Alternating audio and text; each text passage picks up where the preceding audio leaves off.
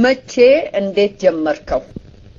SBS ሬዲዮ እንኳን ያው በእኔ አይደለም የተጀመረው። ያው ዞሮ ዞሮ ከ30 ዓመት በላይ እድሜ ያለው የፌደራል ለፌደራል ገቨርንመንት የሚካሄድ ነው። ልክ እንደ ቮይስ ኦፍ አሜሪካ እና ዶችቬሌ ማለት ነው። ለዚህ ለኤዥያ ፓሲፊክ ሀገሮች እንግዲህ አንተ የቀድሞ የኢትዮጵያ ፕሬዝዳንት ኮሎኔል መንግስቱ ኃይለማርያምን በማቅረብህ ብዙ ነገሮች እየተወሩ ነው። አንተም ይሄ ወሬ ሳይደርስህ አልቀረም። አይጋው ብትለው ዋልታው ብትለው ከዛም አልፎ ደግሞ በፓልቶክ ደረጃ የወያኔ ፓልቶክ የሆነ የከፈተው ሰለሞን ተካልኝ የሚባለውን ዘፋኝ በተዋናይነት አቅርበው የቀድሞውን ፕሬዝዳንት በማቅረብ ሐሰት እንደሆነ እሳቸው ሳይሆኑ ታማኝ እንደሆነ አጋነው እየነገሩን ነው። ያንተንም ማንነት ሌላ ነገር እየነገሩን ነው። ከዚህ አንፃር አንተ ምን ይሰማሃል? አይ ምንም የሚጠበቅ ነገር ነው። ምንም የሚያስፈልግ ነገር አይደለም። በእርግጥ ሰዎች እንደዚህ በመባሉ ብዙ ነገሮች ሰምቻለሁ። እዚህም እንድሰማም አድርገውኛል። የተባለውንም ነገር ሰምቻለሁ። አንዱ ከቀድሞ ፕሬዝዳንት ጋር ከመናገር በፊት ያሰብኩበት ነገር አንድ ነገር ቢኖር ያው የአድማጮች አተያይ ምን ሊሆን ይችላል የሚለው ነው እና በወቅቱም አተያዮቹ በአራት ቡድን ይከፈሉና ያው አዎንታዊና አሉታዊ ስሜታዊ አመላክቶችን እንደሚፈጥሩ ተገምቼ ነበር። አንደኛው ያው በዚሁ በወቅቱ የገዢው ፓርቲ ወገን ባሉ ሰዎች፣ ሁለተኛ በየካቲት 6 ኢትዮጵያ ህዝባዊ ቤት ፍንዳታው በደርግ ተቀናቃኝነት ይታገሉ ከነበሩ ኃይሎች፣ ሶስተኛ ለፕሬዝዳንቱ ያው በግልም ሆነ እንዲሁም ለደርግና ለኢሰፓ ደጋፊ ታማኝና ወገንተኛ በሆኑት በኩል፣ አራተኛ ደግሞ ከሁሉም ገለልተኛ በሆኑ ወገኖች አማካኝነት የተለያዩ አስተያየቶች ሊሰነዘሩ ይችላሉ። አሉታዊም ሆነ አዎንታዊ አስተያየቶች እንደዚሁ ሊሰነዘሩ ይችላሉ የሚል ነበር። በተለይ ከአራተኛ ወገን ደግሞ አንዱም ጠብቄ የነበረው ነገር በእርግጥ ባይሳካም የኢትዮጵያ መሪዎች ያው ምንም እንኳን የራሳቸውን ህዝብ ዲሞክራሲያዊ ነጻነት ባያስከብሩም በአብዛኛውም ሆነ የአፍሪካ ብሔራዊ ነጻነት መከበር የጎላ ድርሻ እንደሚያበረክቱ ይህን አስመልክቶ በተለይ ከምሁራኑ ዘንድ ምሁራዊ ትንታኔዎች አጭር ታሪካዊ ዳሰሳ በማድረግ ይቀርብ ይችላል የሚል ግምት ነበረኝ። የዚህ አይነት ነገር መካሄዱ ምንም አስደናቂ ነገር አይደለም። ዲስኢንፎርሜሽን ካምፔን የተለመደ ነው፣ በሁሉም ስርዓት ውስጥ ያለ ነው። ድሮም ያሳለፍነው ነው፣ ከዛ በፊትም የነበረ ነው፣ አሁንም ያለ ነው። በምዕራብ ዓለምም የዚህ አይነት ነገሮች ይካሄዳሉ።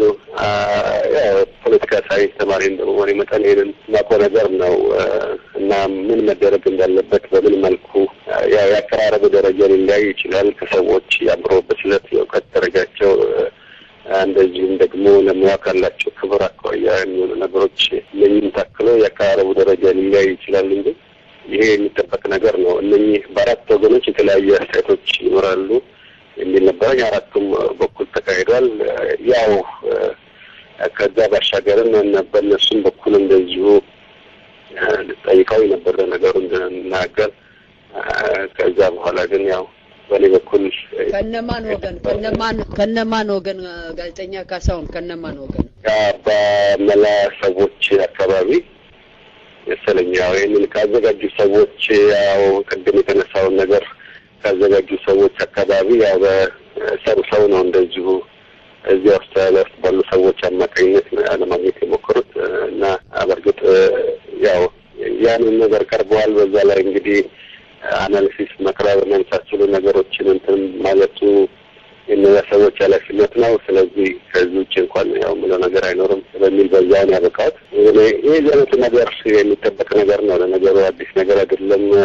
በእኛ ባህል ውስጥ በተለይ እንደ አፍሪካ ባሉ ሀገሮች ውስጥ ሁለተኛ ያው እዚህም ቢሆን ምዕራቡ ዓለም አታክደጉ የምንለው አለ እና በፖለቲካ ውስጥ ዓለም ውስጥ ሌሎች ሰዎች ይለቀቃሉ ያንን ነገር የሚመደፉ ሰዎች። ስለዚህ ይሄ ምንም የተለመደ ነገር ነው። በምዕራብ ዓለም አዲስ ነገር አይደለም።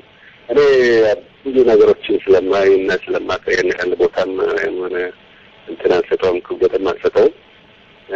ትልቁ ነገር ግን ውይይት ማስነሳቱና ሰዎች ዘንድ በተለያየ ወገን የተለያዩ አስተያየቶች መሰንዘራቸው ያ አንዱ ራሱ በቂ ነገር ነው።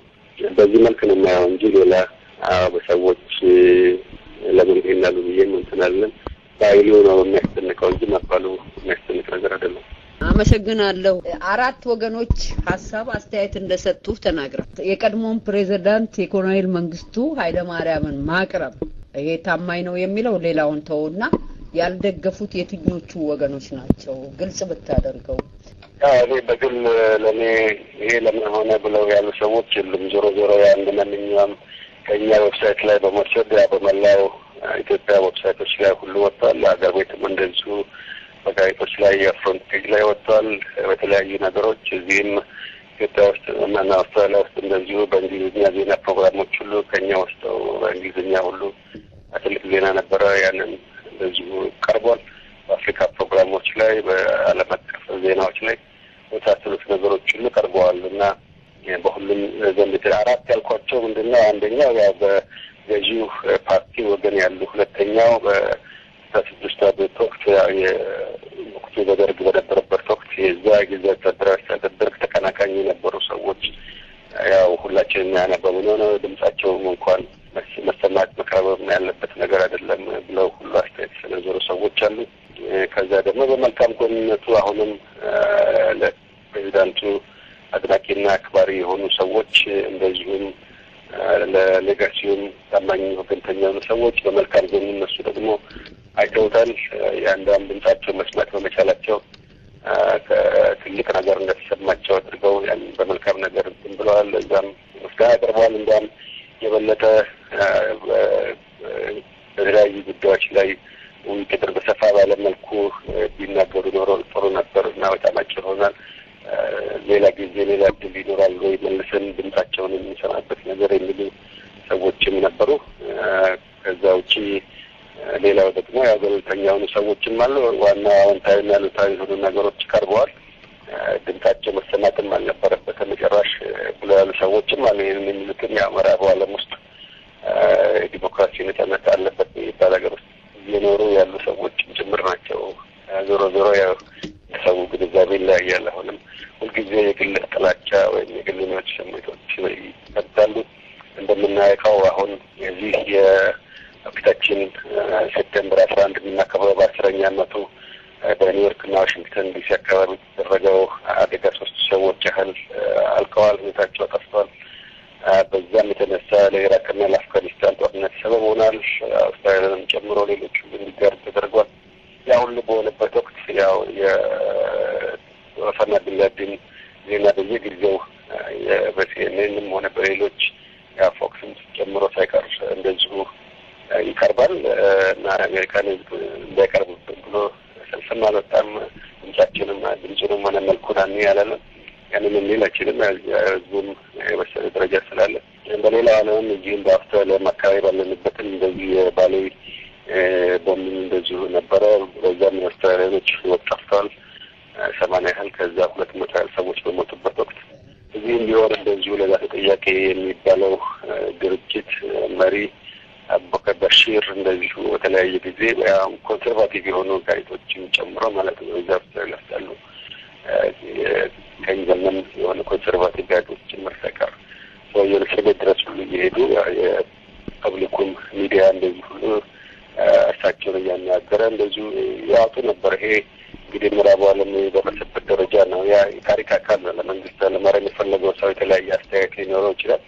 በጥሩ በመልኩ ታሪክን በዛ መልክ ነው ያው የሚያያቸው ወደፊት እና ያንን ግን ሰዎች ለምን መስማትም አለብን ብለው ሁሉም ያሉ ሰዎች ነበሩ።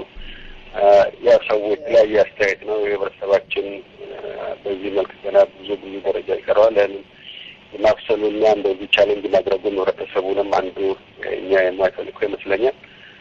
ወደፊትም ሁኔታዎች ታመቹ ማንም ሰው ቢሆን በኔ በኩል ለማስተናገድ ዝግጁ ነው። የፈለገው አይነት ኮንትሮቨርሻል ሰው ይሁን ያንን እናደርጋለን። በኔ በኩል ምንም ፍራቻ የለኝም በማንም ሰው ላይ። ምክንያቱም ብስለትም የእውቀት ብስለት በሚኖርበት ጊዜ ሰዎች ከፍርሃት ነጻ ይወጣሉ እና አይዲያ ደግሞ መፍራት የለበትም እና አይዲያን ባይዳ ቻሌንጅ ማድረግ ይፈልጋል። ስለዚህ የዚህ አይነት ነገሮች ነበሩ እና ይሄ ቢቀርብ ምንም ለእኔ የሚያስጨንቀኝ ነገር አይደለም። ወደፊትም ሌሎች አወዛጋቢ ሰዎችን ቢኖሩ እንደዚህ እድሉ ካለ ለማቅረብ ወደኋላ አልልም። በጣም ከልብ አመሰግናለሁ ጋዜጠኛ ካሳሁን ሰቦቃ። እግዚአብሔር ይስጥልኝ። አመሰግናለሁ።